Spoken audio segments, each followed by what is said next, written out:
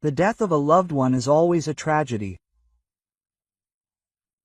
But no matter how terrible the circumstances, detectives trust only the facts, and their verification often shows that even seemingly sincere tears can be a way to divert suspicion.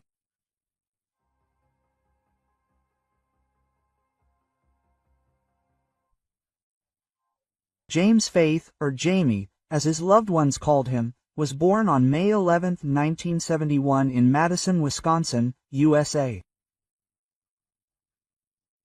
By 1994, he graduated from high school and immediately applied to the university in the hopes of getting a bachelor's degree in computer science.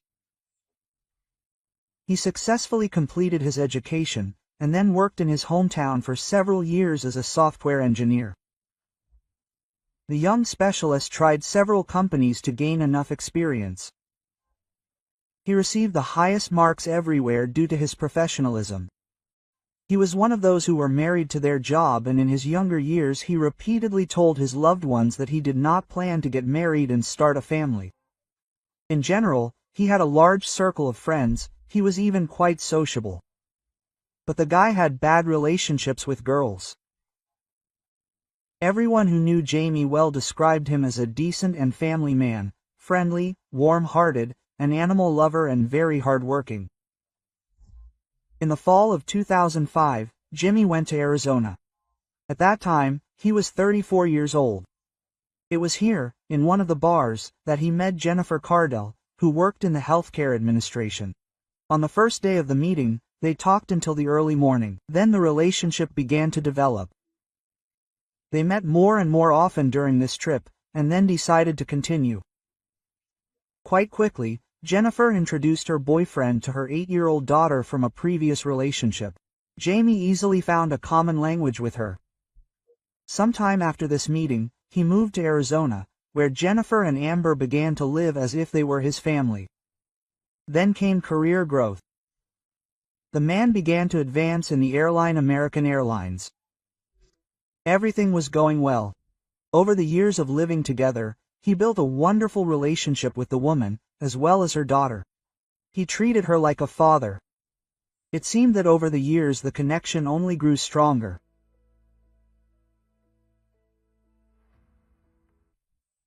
Jamie was the direct opposite of Jennifer's other unsuccessful relationships, in particular Amber's biological father, who broke up with her as soon as he found out about the pregnancy.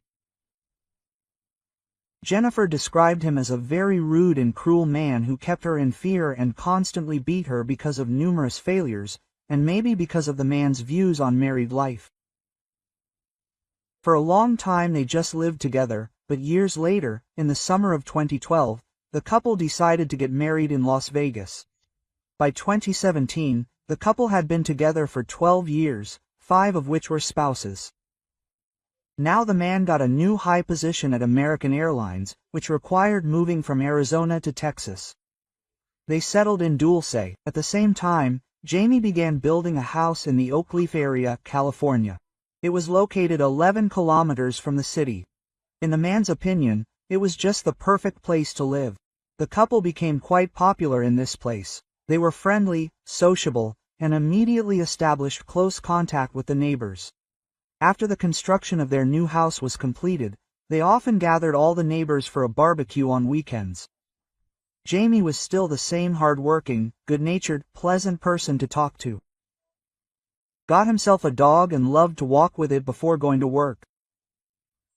It seemed that the couple's life was continuing as usual and nothing foreshadowed a tragic ending.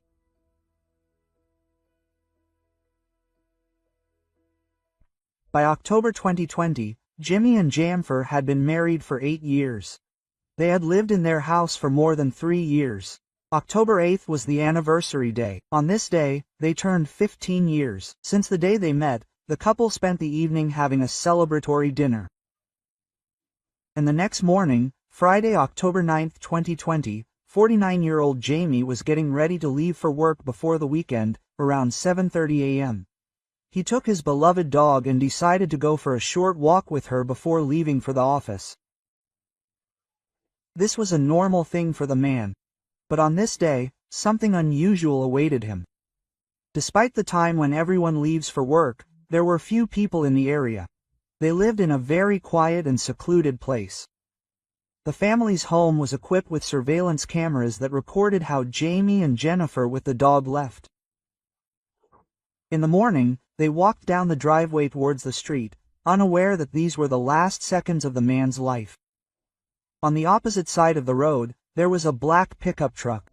Suddenly, a stranger in a blue mask got out of it, who immediately raised a gun and pointed it at the Fates. Everything happened so fast, Jamie barely had time to react. The man was taken by surprise. He didn't even have time to run away. The attacker started shooting at him with a pistol, emptied the entire magazine. 9 out of 7 bullets hit their target. The shots were followed by loud female screams. Neighbors came out of their nearby houses. They saw Jennifer standing next to James with an expression of horror on her face. The criminal didn't run away. He immediately attacked the woman, pushed her to the ground, tied her wrist with duct tape, and then tried to take off her wedding ring.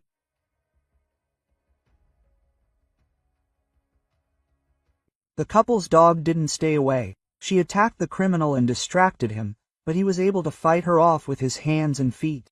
By this time, several neighbors had already come out of their houses and were watching what was happening. The killer, seeing the looks of the witnesses, stopped the attack, rushed into his black pickup truck parked across the street, and sped away with screeching tires. At this time, several people called the local police station and reported what had happened on their street. Ambulances and law enforcement vehicles immediately arrived at the scene, but it was too late. Medics declared James dead. It was impossible to help the man. Of the 7 bullets, 3 hit him directly in the face, 3 more in the chest, and the last one in the stomach. He bled out from the wounds in a matter of minutes. The subsequent autopsy confirmed that half of the wounds were fatal. This immediately attracted the attention of detectives, as it gave reason to assume that the attacker was proficient in using weapons. He could have been a military man or a law enforcement officer. James Fade died on October 9, 2020, just 10 meters from the front door of his home. The news shook the neighborhood. The body was taken away, and a group of forensic experts immediately got to work, examining the surrounding area. In parallel, detectives began to collect information about what happened. Jennifer was in a state of shock, but practically unharmed. The woman received the medical care she needed. The duct tape the criminal used to tie her wrists was taken for analysis. Although the woman was not physically harmed, many were worried about Jennifer, as her husband, with whom she had been in a relationship for 15 years, was killed before her eyes. However, she was able to talk to the police, albeit through tears. The woman described the attacker as a man in a blue mask, described in detail how he opened fire on Jima without warning, and then, when he ran out of bullets, tied her hands with tape to tear the jewelry off her finger. According to the victim, he managed to take an expensive wedding ring, after which the killer jumped into a black pickup truck and drove away. In addition to the stories of witnesses, almost all the houses in the area had surveillance cameras. Neighbors willingly provided the recordings so that the police could analyze the information. They were most interested in the car, since the criminal was wearing a mask. It was impossible to identify him, and the car's license plates could give a clue. Jennifer believed that it was a random robber, since the couple had no obvious enemies. None of the videos showed the car's license plates. Only the make was recognized, but there was something else important. The letter T was pasted on the rear window. This image looked like the emblem of the Texas Rangers baseball team. When the victim was asked which of her friends were fans of this team, she found it difficult to answer. The distraught widow appeared on television and begged the killer to surrender to the police.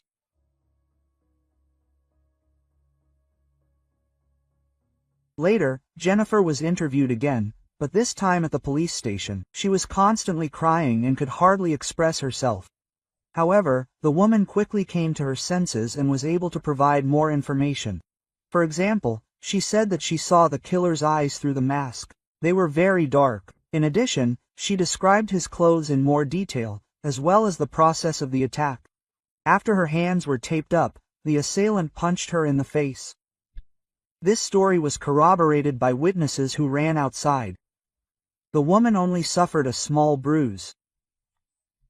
Jennifer again insisted that the attack looked like an attempt to rob her. However, there were many discrepancies with this version, in particular the timing and the man's behavior. It seemed that the assailant made no attempt to hide. This did not seem like a typical robbery, and therefore raised questions about what the man's true motive was. The police could not believe that he would randomly drive through a residential area and decide to rob a couple on the spur of the moment after seeing them out for a walk with their dog.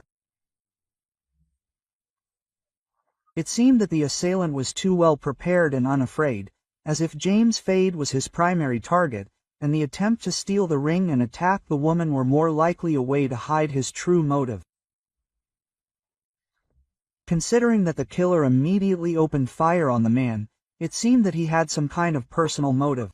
It also seemed strange that he did not shoot the woman at all. So Jennifer was contacted again. It was believed that Jamie had made a deadly enemy, and it remained to be seen who it was.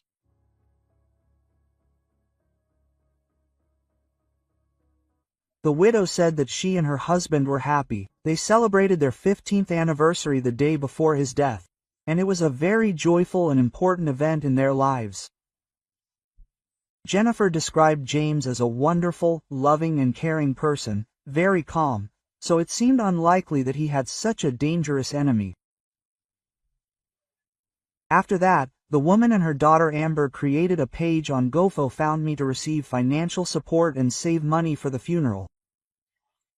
She herself was a housewife, so now she was facing serious financial difficulties. This initiative was very readily accepted by caring people. In a short time, more than $60,000 were collected. The woman was also supported by her neighbors. They even helped her with food. Jennifer willingly shared her experiences, including with journalists, told about the horror she had experienced, and hoped that the killer would soon be caught. With the funds raised, Jennifer Fade held 2 funeral ceremonies for Jimmy. One in Dallas and the other in Phoenix.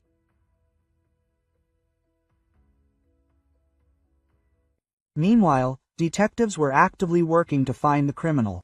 In addition to detailed descriptions of the car, .45 caliber shell casings were found at the murder scene. Scotch tape, traces of the attacker bullets were removed from Jimmy's body, which were sent for examination. Most attention was paid to viewing the recordings from surveillance cameras.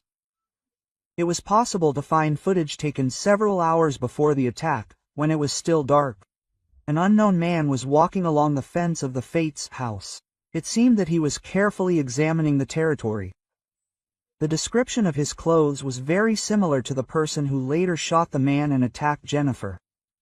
He was behaving very suspiciously. So, a random shooting was ruled out. He was definitely interested in this particular family. This raised questions about his relationship with the couple. Detectives decided to look for clues in another way. Now law enforcement officers asked the widow to provide her cell phone and her husband's phone. They could not find anything interesting on the deceased's cell phone. He had not had any conflicts with anyone. However, they found a text message on Jennifer that she had sent just a few weeks before the murder. She had talked to one of her friends and told him about a man named Darren. At the same time, the context of the discussion was such that he was more than just a friend or acquaintance for her. They talked to the friend, and the woman confirmed that she had heard about some kind of affair of Jennifer's, but did not know the details.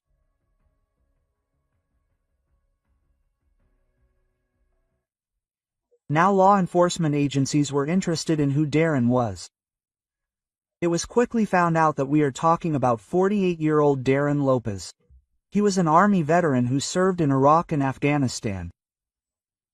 At the time of the murder, the man was divorced from his wife and lived alone on a farm in Camlin Furnace, Tennessee.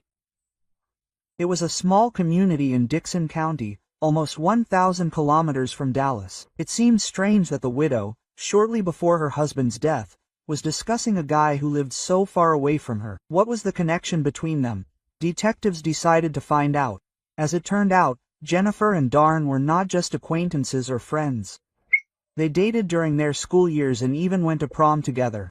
Then the couple studied at the same college, where their relationship continued. Everything changed when the young man went to serve in the army. He went overseas, which disrupted the couple's plans. By this time, they even wanted to get married.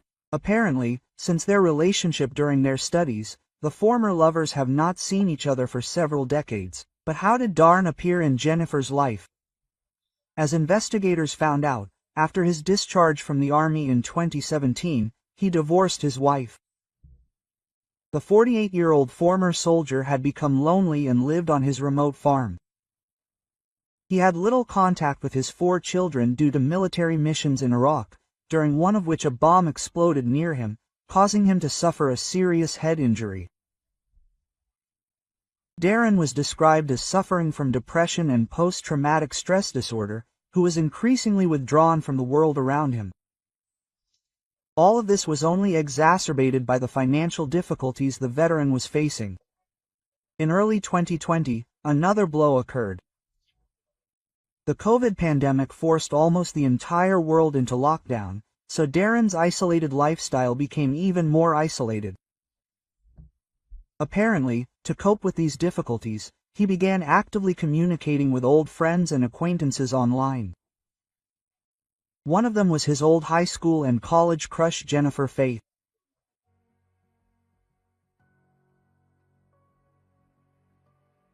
Towards the end of 2020, Darren messaged the woman for the first time. Quite quickly, they began communicating online several times a day. At first, they just discussed the past years and what happened in their lives. It looked like ordinary friendly dialogues. About a month passed after the first message. Darren admitted that he served in the army all the time, remembering her. It seemed that Jennifer reciprocated his feelings, since from that moment their communication became even more active and personal. The woman began to say that she also had feelings for him all this time. They began to exchange photos and even thought about a future together, discussing that they could live on his farm. And all this looked suspicious. Investigators decided to get to know Darren better, and the first thing that caught their eye was the man's car. He drove a black Nissan pickup truck of the same model as the killer's car, caught on neighbors' video cameras.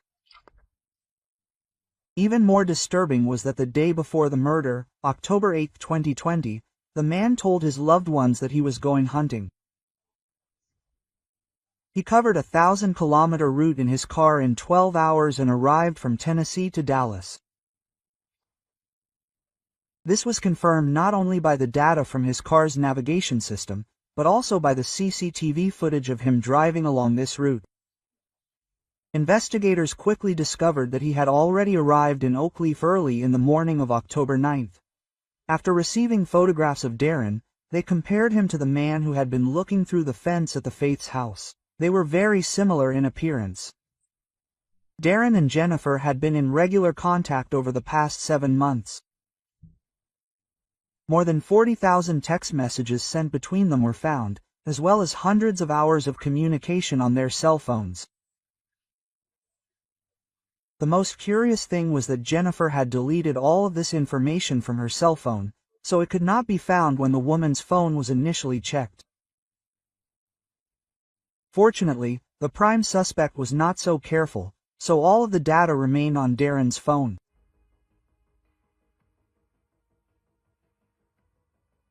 Detectives continued to analyze the relationship between the former lovers. This direction looked very interesting. It turned out that 28 hours after Jamie Faith's murder, the widow and the prime suspect met. The most suspicious thing was that Jennifer told her ex-penditure partner that the police were suspicious that they had found a description not only of him, but also of his car. She told him that he should remove the sticker with the image of his favorite baseball team, and he did it right away. Before meeting with Darren, the detectives talked to people who knew him. Several people immediately confirmed that he had been driving with this sticker for a long time, but it disappeared after the shooting in Jimmy. The police decided to meet with Darren after they found out that he even had a .45 caliber pistol registered to him. Naturally, they went on a trip with a warrant. When they visited the man, they found a weapon there, which was sent for ballistics, and a blue mask identical to the description of eyewitnesses.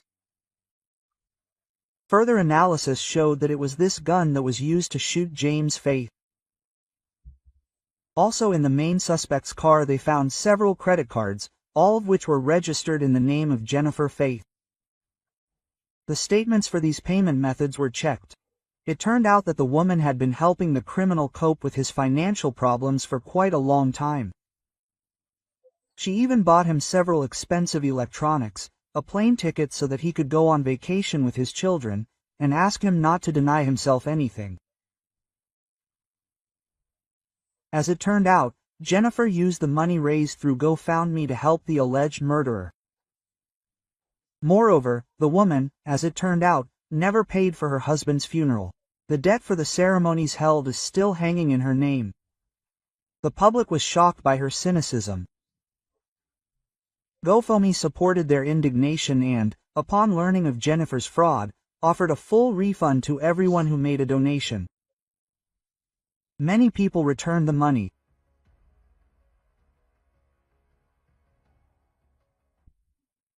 Darren Lopez was arrested on January 11, 2021, when he was at home playing tennis. The man was charged with first-degree murder, then spoke with Jennifer, and she denied any involvement in the crime. The woman turned out to be much more cunning than the murderer, but she had already been caught in a lie.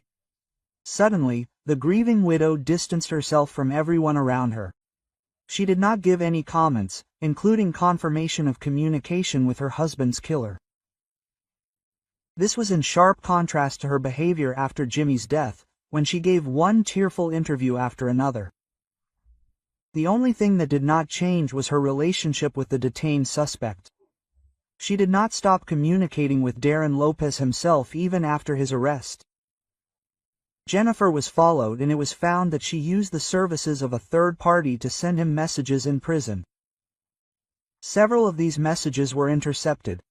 In them, the woman spoke about how much she loved him. They would not abandon him, no matter what. Such behavior made detectives suspect that she was actively involved in planning the crime, and perhaps even was its initiator. A weighty motive was found for this, since Jimmy had a life insurance policy issued for $628,000. Now the widow was trying to get these funds. Curiously, the policy was issued a couple of months before the man's death, and his wife was its sole beneficiary. Jennifer even discussed all this with Darren, complaining that she would not be able to get the money until the murder investigation was completed.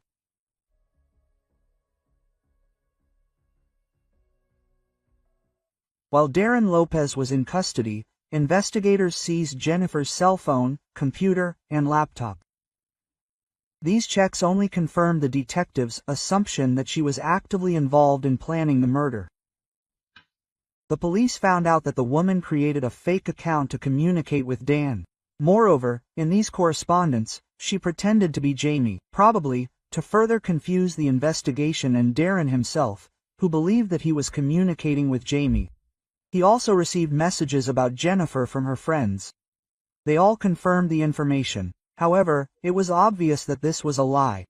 The main topic of these correspondence was Jamison's long-term bullying of Jennifer and her daughter. She sent him photos of injuries that her husband allegedly inflicted during fits of rage, and also claimed that he had been raping her daughter since the beginning of the relationship. All this was necessary to provoke the ex's hatred towards Jamie. She constantly told him stories of the cruel and sophisticated abuse she was subjected to in this toxic relationship. Jennifer wrote that she was allegedly afraid to break up with her tormentor, since he threatened to kill her if he did. All this information was checked by detectives, but none of the people familiar with James confirmed that the deceased was prone to violence and even raising his voice to his wife. The victim's family was horrified. When they heard about this, they categorically denied everything. Everyone knew him as a very friendly and peace-loving person who avoided any conflicts and did it very skillfully. Members of his family were perplexed. Why then Jennifer did not leave him with her daughter, but continued to live together for all these 15 years?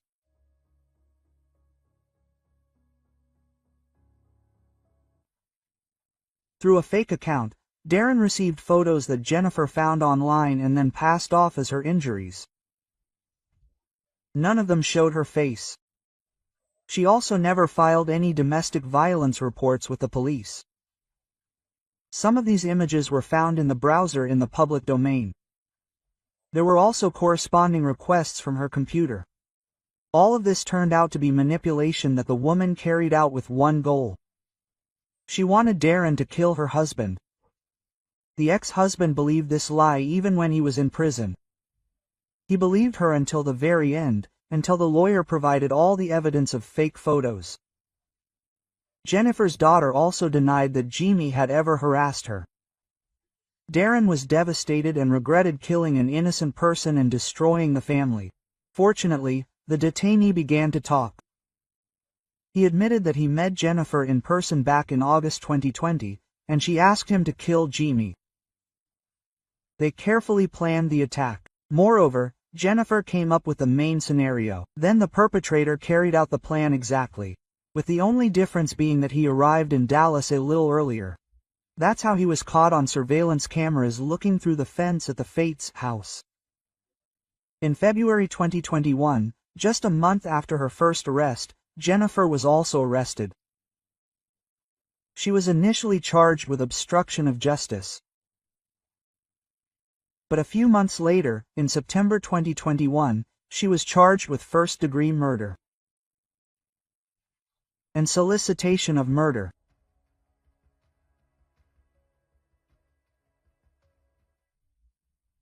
Initially, the widow denied guilt and insisted that her ex did it all out of jealousy. She insisted that all the stories he made up about her were designed to shift the blame from him to her. However, over the months that the widow was behind bars, so much incriminating evidence had accumulated that the woman was now facing the death penalty, and prosecutors pressed for it. On the advice of her lawyer, Jennifer decided to tell the truth, but did so only after she was offered a lucrative deal. The detainee had to confess to incitement to murder and could count on life imprisonment. In addition, the manipulator admitted that all the lies that her husband beat and raped his daughter were fictitious. All this was a great relief for Jimmy's family, who really wanted to clear his tarnished name.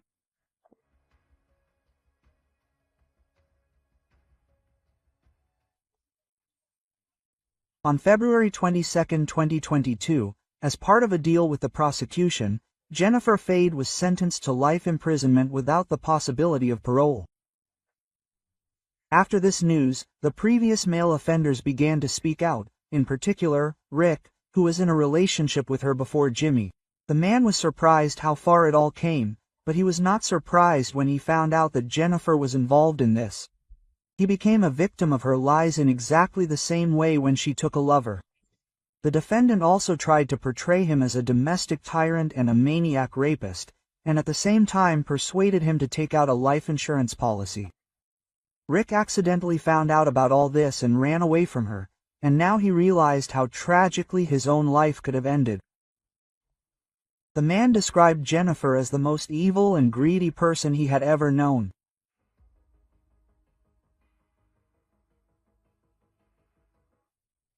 In June 2023, Darren Lopez's trial began. Unlike Jennifer, he did not admit guilt and insisted that he was a victim of the woman's manipulation.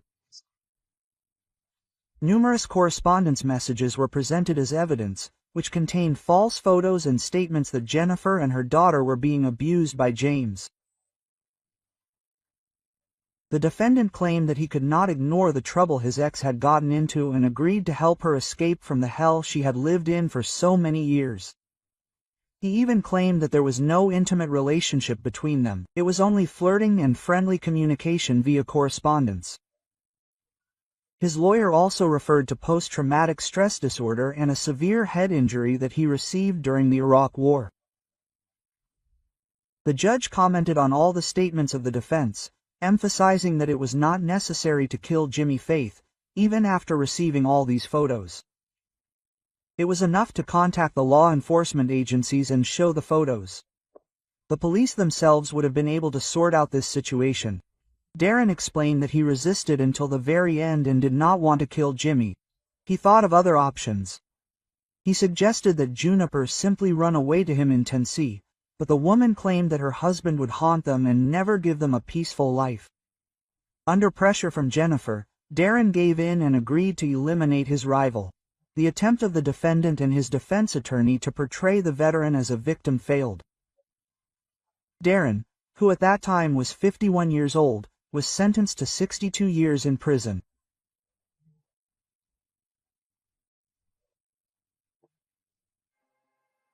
He will be eligible for parole in 2051. Thank you for your attention.